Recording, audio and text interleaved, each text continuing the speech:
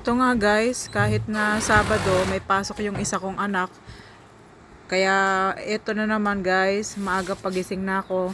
3 o'clock pa lang. Pero yung time na yan guys, nalalabas ako ng bahay. 5:30 na yan guys kasi ito i-ready ko yung sasakyan namin na tricycle.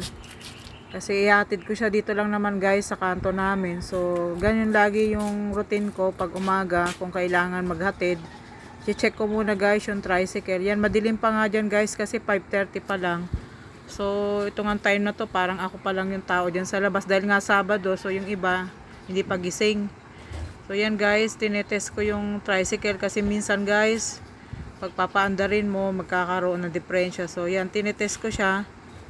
At yun nga, para makasiguro tayo na maging maayos yung ating paghatid, yung pagpapaandar. Tine-check ko yung gulong. So yan, tinetest drive ko muna bago ko bago gamitin. Tinitingnan ko guys. So gano'n naman talaga guys kahit anong sasakyan, 'di ba guys? Bago niyo paandarin, so titest niyo muna, check kung baka kung ano ng mga maluluwag diyan. So para hindi tayo guys madisgrasya. So yan, tinitingnan ko siya guys kasi wala namang ibang gagawa nito kundi ako lang. So ito na yung pinaka-service namin, tricycle guys. So yan, itiyahatid ko lang naman sa kanto yung anak ko dahil maaga ang pasok niya 7 o'clock. So kailangan kahit mga 6 nandiyan na siya sa kanto para mag-abang ng masasakyan. So yan, inikot ko lang dito lang naman guys. Inikot ko muna sandali para i-test yung gulong niya. Kasi kagabi guys, parang may nararamdaman ako na umaalog-alog. So, okay naman siya guys. At naka-ready na nga yan. So, okay naman siya. Kaya pinatay ko na yung makina. At, pati yung upuan guys, inaayos ko para pag sumakay yung anak ko, okay na siya lahat. So, yan guys. Medyo madilim pa nga. Pasensya na kayo kasi talagang 5:30 pa lang yan ng time na yan. So, ito na nga. Yun. Chinek ko yung upuan sa loob.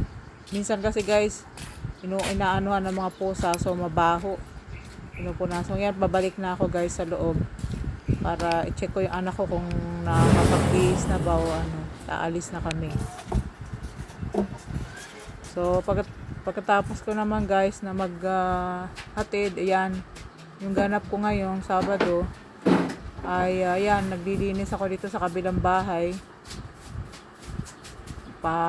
Binibisi-bisita ko, mawalis-walisan guys kasi minsan pinamamahayan na ng daga pag hindi nalilinis. Dito to guys sa kabilang bahay lang namin kasi hindi pa siya guys yari kasi kinulang pa sa budget. So ayan, minawalis-walisan ko siya minsan pag kaya lang sobrang alikabok kaya nagtatakip ako.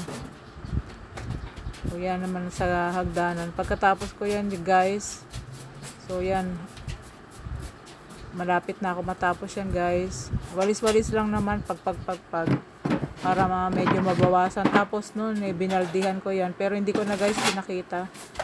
Binaldihan ko yung sahig para maalis yung alikabok kahit papano. So yan, tabing kalsada lang naman yan guys. So ito yung pinagagawa sana namin na bali paupahan. 2 pinto lang yan guys kaso hindi pa nga tapos dahil marami pang kailangan gawin dyan. Kinulang pa sa budget guys. So yan, ininis ko muna. Yan, nilagyan ko yung mga halaman dyan para hindi pinupuntahan ng mga aso. Yan, patapos na ako yan guys. Sige guys, ito yung ganap ko ngayong Sabado. Malinis-linis, saka maglalaba. So kayo rin ba guys, yung mga nanay na katulad ko?